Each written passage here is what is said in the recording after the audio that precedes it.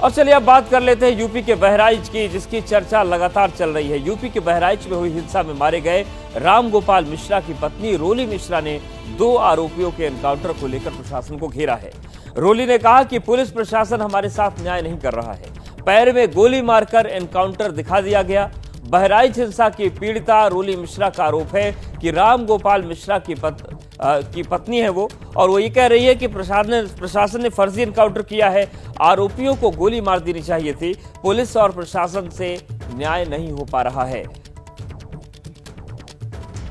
तो बहराइच हिंसा में जिस तरीके से 2 आरोपियों का कल एनकाउंटर हुआ, सियासी सवाल तो उठ ही रहे हैं, लेकिन जो मृतक थे उनकी पत्नी ने कहा कि ये जो एनकाउंटर है फर्जी है, पैर में गोली मारी गई है, जबकि उन दोनों को ठीक से गोली मारनी चाहिए थी, लेकिन न्याय नहीं दे पा रहा है प्रशासन। न्याय मांग रहे हैं, जो न्याय हमें मिल नहीं रहा है। पुलिस प्रशासन हमें न्याय नहीं दिला रही है। वो लोग घूस ले लिए हैं, उन्हें पकड़े तो ज़रूर हैं, लेकिन उन्हें मारा नहीं गया है। हम लोगों को दिखा दिया गया है कि पैर पे गोली मारी गई है, लेकिन इंसाफ हमारे साथ नहीं हो रहा है। पुलिस प्रशासन हमारे साथ बहुत अन्याय कर रही है, हमें इंसाफ नहीं दिला रही है। और क्या ही कहें, पुलिस प्रशासन हमारा साथ नहीं दे रही है। जो हमें चाहिए वो हमें मिल नहीं रहा है। वही बहराइच एनकाउंटर में घायल सरफराज और तालिब का इलाज जारी है। बहराइच जिला अस्पताल में इलाज चल रहा है। अस्पताल के बाहर सुरक्षा का घेरा है, सुरक्षा कड़ी कर दी गई है। अस्पताल के बाहर यूपी पुलिस के जवान तैनात हैं, आरएएफ के जवान भी तैनात किए गए हैं, सुरक्षा कार्डों और माहौल को देखते हुए। बहराइच एनकाउंटर में सरफराज और तालिब का जो एनकाउंटर हुआ था, अब उनका इलाज करवाया जा रहा है। जिला अस्पताल में उन्हें भर्ती कराया गया है, लेकिन जिस तरीके का माहौल है उसको देखते हुए भारी सुरक्षा व्यवस्था अस्पताल के बाहर तैनात की गई है। राम गोपाल मिश्रा हत्याकांड में पुलिस को चौथे दिन सफलता मिली है, जब पुलिस ने 5 आरोपियों को इसमें गिरफ्तार किया है। और उन्हीं 5 आरोपियों में से उन लोगों को, जिन लोगों ने असलहा छुपाया था, जिस असलहे से राम गोपाल की हत्या हुई थी, जब पुलिस उसको ढूंढने के लिए उस असलहे को जा रही थी, और जब आरोपियों को जब वो असलहे मिले, उस दौरान आरोपियों ने उस असलहे से पुलिस पर फायरिंग की, जिसके बाद पुलिस ने दोबारा पुलिस की तरफ से उन पर फायरिंग की गई। और इस दौरान 2 लोगों के पैर में गोलियां लगी हैं। मैं इस वक्त बहराइच के जिला अस्पताल में मौजूद हूं, और इसी जिला अस्पताल में वो जो 2 शख्स जिनको गोलियां लगी हैं वो यहीं पर एडमिट हैं, जिसमें सरफराज और मोहम्मद तालिम हैं। ये दोनों इस वक्त इसी अस्पताल में एडमिट हैं। और आप देखिए, उसके बाद बाहर सुरक्षा व्यवस्था के जो इंतजाम है वहाँ देखे जा सकते हैं। यूपी पुलिस के साथ साथ जो आरआरएफ के जो जवान हैं उनको यहाँ मुस्तैद किया गया है। और आज जो लोग यहाँ जिन लोगों को पुलिस ने गिरफ्तार किया, उसमें मोहम्मद फ़हीम है जो कि नामजद आरोपी है, मोहम्मद सरफराज है जो कि नामजद आरोपी है, और अब्दुल हमीद जिसका घर था जो कि नामजद आरोपी। ये 3 नामजद आरोपी। वहीं अज्ञात में मोहम्मद तालिम उर्फ सबलू की भी गिरफ्तारी हुई है और मोहम्मद अफजल की गिरफ्तारी हुई है।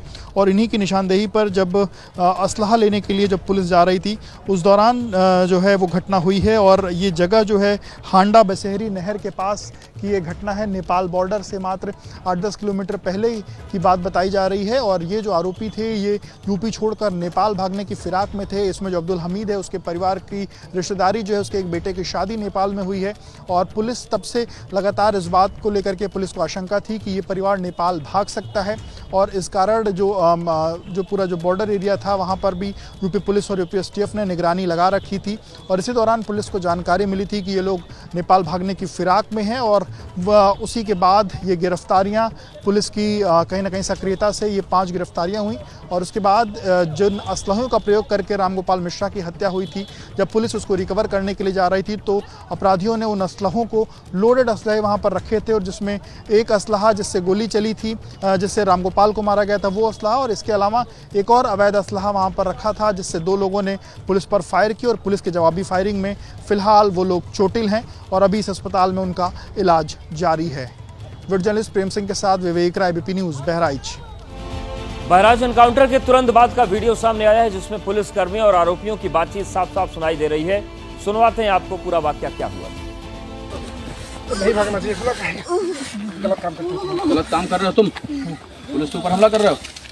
हम लोग लग जाते तो नहीं करेंगे, कभी गलती नहीं करेंगे। क्यों गोली चला दी है पुलिस के ऊपर? सर, हम लोग भागना चाह रहे थे कि फायर करके ये सब गलत है ना? गलती वहाँ की, अपराध करो फिर दूसरी अपराध कर रहे हो। गलती हो गई सर। हम लोग प्यार से लेके आ रहे थे, इतना भरोसा नहीं था तुम लोगों पर कि इस तरह करोगे। नहीं भागना चाहिए, गलत काम करते हो। गलत काम कर रहे हो तुम, पुलिस के ऊपर हमला कर रहे हो। हम लोग लग जाते तो गलती नहीं करेंगे, हैं? कभी गलती नहीं करेंगे। क्यों गोली चला दी है पुलिस के ऊपर? सर हम लोग भागना चाह रहे थे कि फायर करके ये निकल सब गलत है ना? ये गलती वहाँ की है, अपराध करो फिर दूसरी अपराध कर रहे हो। गलती हो गई सर। हम लोग प्यार से लेके आ रहे थे, इतना भरोसा नहीं था तुम लोगों पर कि इस तरह करोगे। नहीं भागना चाहिए, गलत काम करते हो। गलत काम कर रहे हो तुम, पुलिस के ऊपर हमला कर रहे हो। हम लोग लग जाते तो गलती नहीं करेंगे, हैं? कभी गलती नहीं करेंगे। क्यों गोली चला दी है पुलिस के ऊपर? सर हम लोग भागना चाह रहे थे कि फायर करके ये निकल सब गलत है ना? ये गलती वहाँ की है, अपराध करो फिर दूसरी अपराध कर रहे हो। गलती हो गई सर। तो देखा आपने किस तरीके से इस एनकाउंटर के तुरंत की बाद की तस्वीर आपको दिखाई। वो करा रहे हैं, पुलिस पूछ रही है कि आखिर हमला क्यों किया। उनका कहना था कि हम भागना चाहते थे और उसी में ये चीजें हो गई।